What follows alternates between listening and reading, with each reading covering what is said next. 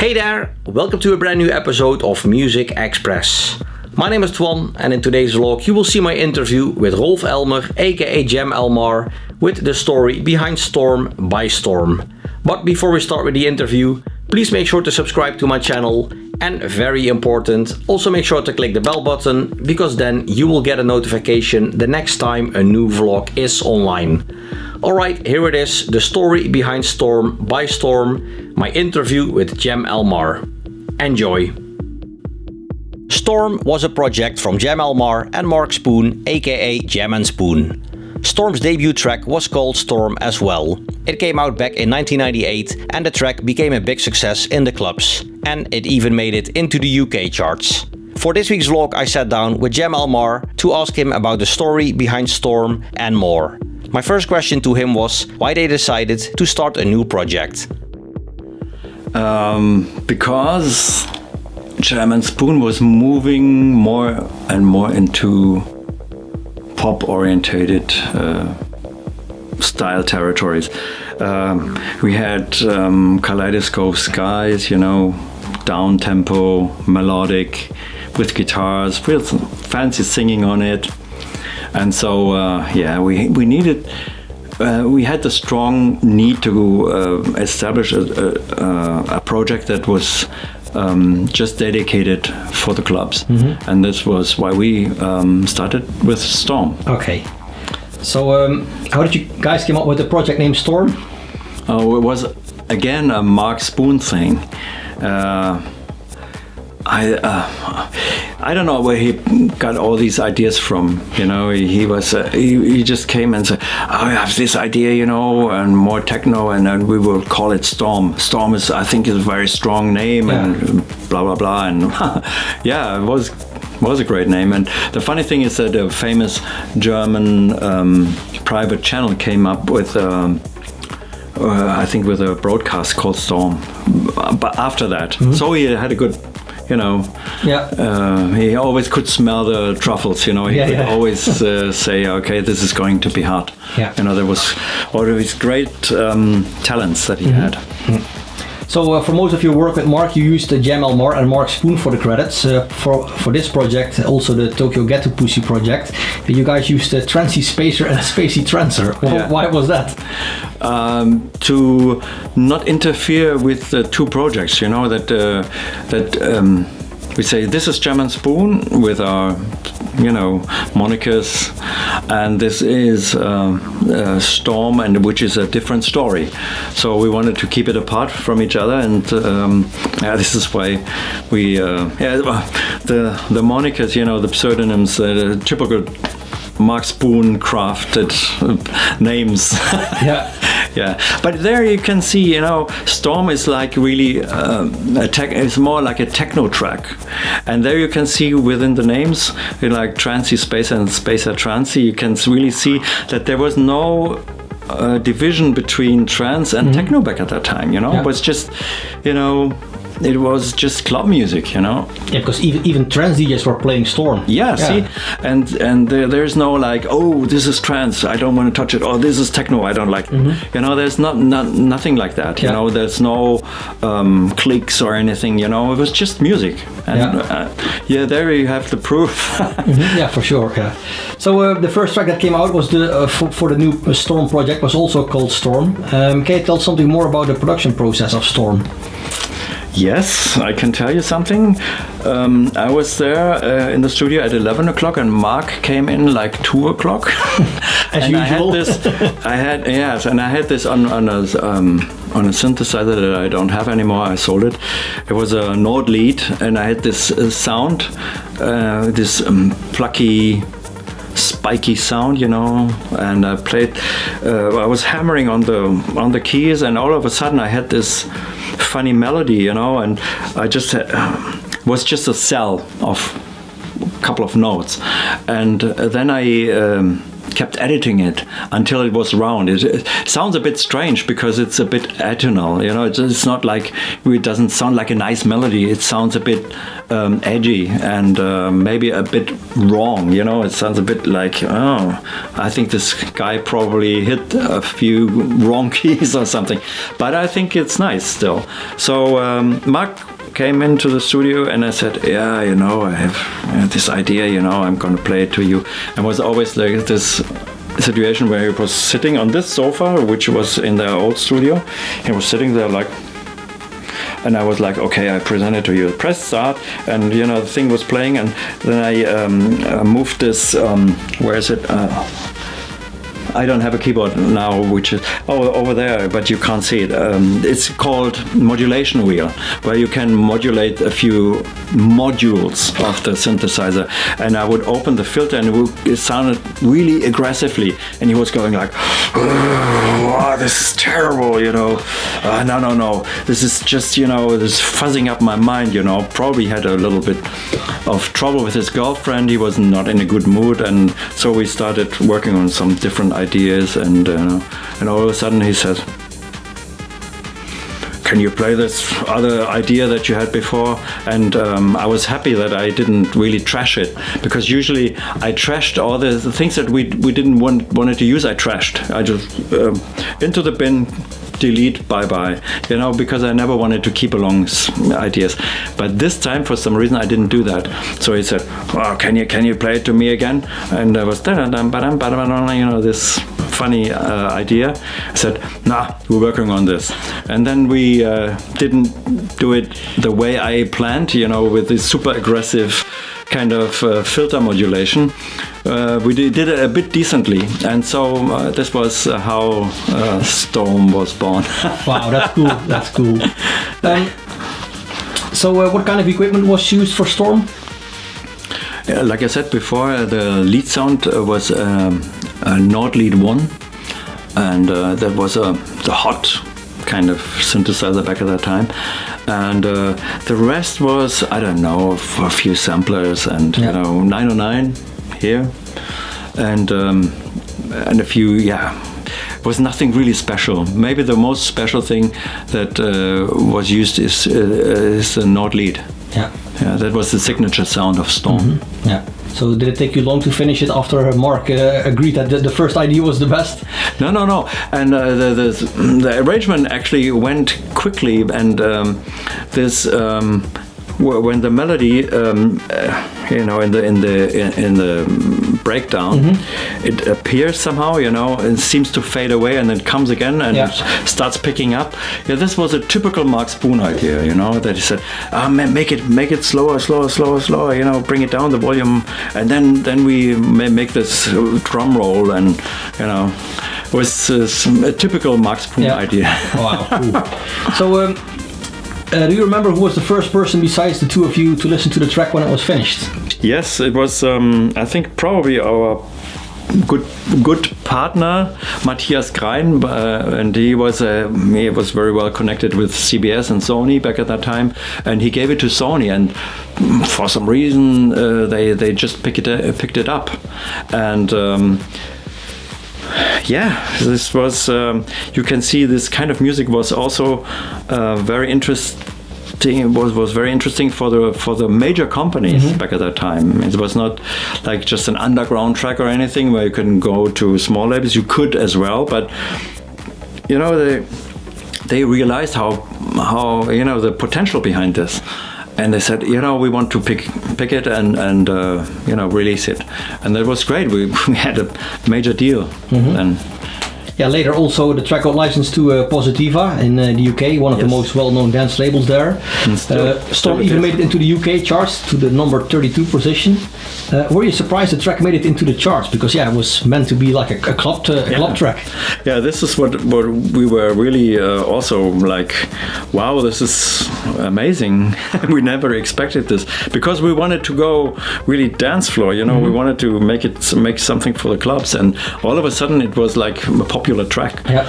And later on, when we had like Time to Burn, Time to Burn was number 3 in the UK. There you can see what a different time it was. Like almost instrumental tracks could make it into the charts at that time, and I think this is how exciting it was. Yeah. You know?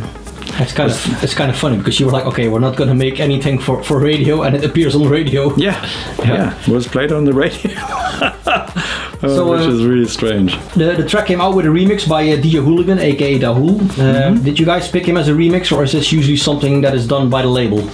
No, we picked him, and Mark Spoon was really saying, hey, this guy has to do it, because he had a major hit also with an instrumental track. Meet Her at the Love Parade. Exactly, and so we thought style-wise it was quite equal. So. He was a good pick. We knew he could do it, because he's very familiar with this kind of style. And this was also like no vocals in it, but I think it was a number 1 in Germany, wasn't it? Meet Her at the Love Parade. I think it was a number 1. That one. Yeah. That was a number 1, and so unbelievable times. Long time ago, but amazing. So, earlier this year, Storm came out with a new remix from Pick and Dan, and you also did a new remix yourself. So was it hard to make a new remix of the track yourself, like over 20 years after you did the original? Yes, kind of, because of course the original has its signature sound, and you want to reinterpret it, and it's always very, very tough to put your hands again on your own records. It's because you have been going through the process already one time, putting everything right and get the sound done and everything, and all of a sudden you should do the same with the same. You go through the same process and make it different, but with the same impact, with the same power. Yeah. And it's sometimes you really lose yourself into something crazy, but I know finally I think it's released on the 17th of September. Everyone can make his own opinion about this, if it was if I could make it or not. And also alongside there's this fantastic Pick and Dan remix coming along, and it's very deep and has a wonderful atmosphere. So those remixes came out on your own label, Elmar Recordings, which you started at the end of 2019. Yes. Why did you decide to start your own label? Because I didn't want to send out tracks and never get an answer from anyone. It's at least labels should answer the people who are sending tracks to them, even if it's just a short thing like no, we are not interested, because then okay, I can go on and send it to someone else. And if you never get an answer, you think maybe they are interested or not, and maybe they haven't had the time to check it out already, and and then you wait, and this doesn't make sense to me, and I wanted to be free from all this judging about something. I just wanted to make my own music, release it, and if people pick it up, then wonderful. If not, I don't care. So be it. Yeah. So besides your own releases, we can also expect tracks from other producers, right? Yes, but first I want to establish the label a bit more, because when you release tracks from other people, you have to take a lot of responsibility for their work, and I'm not so experienced, I have to admit, running a label that I can say, okay, I pick up your track and release it, because too many mistakes out of unexperiencedness can happen, I'm completely unexperienced now, and still learning how to release a record the right way. And when I learned this, when I'm familiar with this, and I can guarantee a proper release, then I will pick up other stuff as well. But like it's called Elmar Rec, and yes, it really points to my personal work, and It's not an ego thing. It's just okay. When I buy from this label, I buy a Jam Elmar record. Yeah. This was the idea behind just releasing my own stuff. Without asking anyone. There have been some tracks as well from Mike Push, though, like under the name Crash Guard. Yeah. Yeah. So that was an exception. Yeah. Oh. Yeah. He definitely wanted. I said, my label's very small and I don't have much experience. No, I want it on this label. I said, okay, let's try. So please tell me there are plans for a collab with Mike. Actually, yes, we started already working, but when the Corona crisis, took over, and he's living in New York, he was really locked up, and he had different problems, because he's living with his family there, and we lost a little bit of the momentum. But at one day we will pick up and continue, I'm sure. Sounds good. Yes.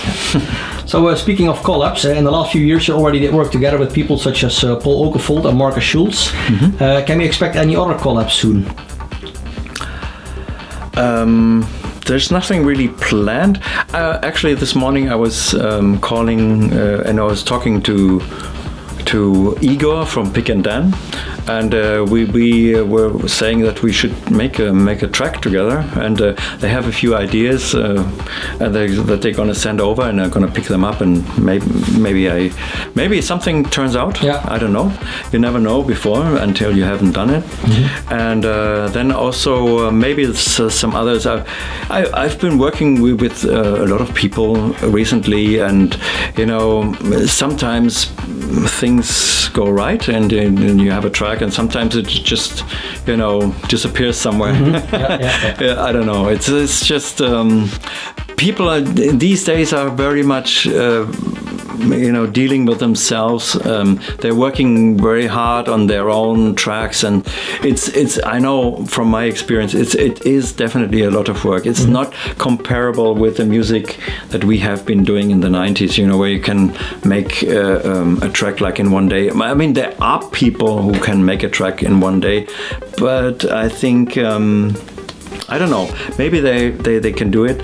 I never could do this now because there are so many possibilities of adjusting the sound and everything. So it's a whole process mm-hmm. that will go on for weeks and weeks and weeks. And and I know a lot of serious producers who go through the same thing, and of course they are very busy. And when you call, say, hey, let's do something together, and they say, okay, yeah, let's do it. That's a great idea, but there's many of them are just too busy, to find a good start, Yeah. And for the label, can we expect some more solo releases later this year?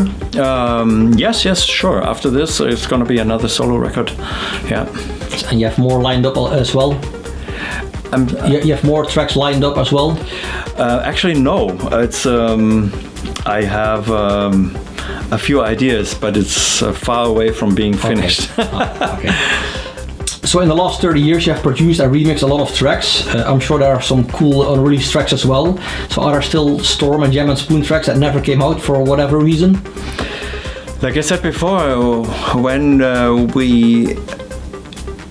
we decided to not to abandon an idea, I always trashed it. Mm. So there are actually no hidden tracks somewhere, some folder where the unreleased Jam and Spoon tracks.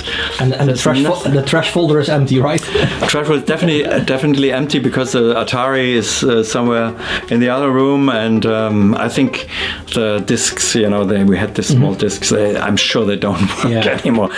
And also, it's just data on this, not today like where you have audio data and everything on one drive. There was like MIDI data, that was from the external keyboards. And I think to recreate one track just by this is, I think it's absolutely impossible. Impossible, yeah. So after the passing of Mark Spoon, I don't think you will ever make new tracks under the name Storm or Jam and Spoon. I don't think so. No. Jam and Spoon has been, is history since he passed away. So, no, I don't think so. Unfortunately. Yeah, but fair enough, of course. Yeah. So, what else are you working on right now? Right now, I'm working. I will pick up one idea that I've just recorded a few days ago, and I have to finish actually something for a collaboration with a guy from the Ukraine. His name is Alex Duff and Johan Gielen. And I don't know how to pronounce. How do you pronounce Johan Gielen? Johan Gielen. Johan Gielen. Yeah. Okay. It's him, and we teamed up for a track that Alex was doing, and I did a remix for them, and I'm gonna finish this later here. Okay. So besides music, what do you do in your spare time? I have. My passion since I was a small boy, beside music, was always aviation. And when I have the time, I drive out of Frankfurt to Egelsbach, which is has a small commuter airport. And I'm a member of a flying club, and I will charter a plane and fly through the air a little bit, and hopefully have some smooth landings, and then I'm happy. I'm in a totally different world then, because you have to really focus on flying. And this is my passion. Did you ever fly to one of your gigs, like yourself? Yeah, I did. Oh wow, that's cool. Yeah, but you can't drink alcohol, the night before, because then the other day you have to go back. So it's not, and also the weather has been right. So what kind of music do you listen to when you're not busy with making music yourself? Oh, that's depends really on the mood that I'm in. And to be honest, I love when it's really silent. Sometimes I'm happy that I don't have to listen to something. Sometimes I just in my room and nothing is going on. Just quiet. And this is when you get your ideas as well. And when you put on music at the right time, then it really can inspire you. But I can't listen to music all the time. But I listen to classical music. I listen to pop. If it's like a clever pop tune, there's nothing better than a good, well-produced pop tune with a great singer on it. And of course, I listen. Being a DJ now in my late years, in my last part of my life, I listen to a lot of dance music and a lot of tracks on Beatport and the other shops as well, and just trying to discover new stuff that would suit my label. And also, there's one special thing about my retro sets. I'm mostly booked for playing 90s music. And back at that time, I never was a DJ. Mark Spoon was the DJ, and DJ Dark was the DJ. And so I have not a very proper idea about the repertoire. So for me, it's still discovering the music that was, popular back at that time. So it sounds a bit strange because I should know, but I was just there in my studio, knob twiddling, and you had other priorities then. Yeah, right, exactly. So I know, of course, the most important tracks I know, but there's always a track that other DJs play and say, "Wow, what is this? What is this? Oh, that's an old track from the 90s." I was like, "Oh shit, I don't know." But it's just the way it is. So you're active in the music scene for like a long time already. Is there still something on your bucket list, music-wise? I just want to, in first place, I want to just release good tracks, powerful tracks that don't have to be successful in a commercial sense, but they should be like well picked up by DJs and people who just like the music.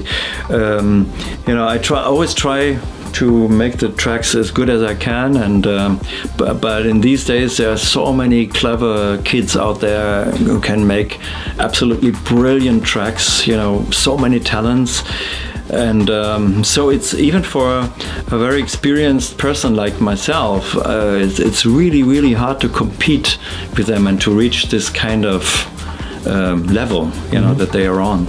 And so I don't know, I mean, looking back, you can say that everything has its time, and I don't know if I already had my time working with Mark and working with Doug and creating all this music that became classics in a way. And maybe something like this happens again. I don't know, but I don't want to think about this too much, because it just messes up your mind. Yeah, that's definitely. All right. Well, thank you very much for your time. Thank you. Alright, that was it, this week's vlog, my interview with Rolf Ellmer, aka Jam Elmar, with the story behind Storm by Storm. Rolf, thank you very much for your time, much appreciated. Thank you for watching, I hope you enjoyed the vlog. If you did, make sure to give this video a like, leave a comment in the comment section below, and very important, make sure to subscribe. Also make sure to click the bell button, because then you will get a notification the next time a new vlog is online. I did 2 more interviews with Rolf, both are online already. In the first interview we talk about the Jam and Spoon classic Stella, and I also did an interview with him about Power of American Natives, a track which he did under the project name Dance to Trance with DJ Doug. Both interviews are online already, so make sure to check them out. Once again, thanks for watching, and until next time, bye bye!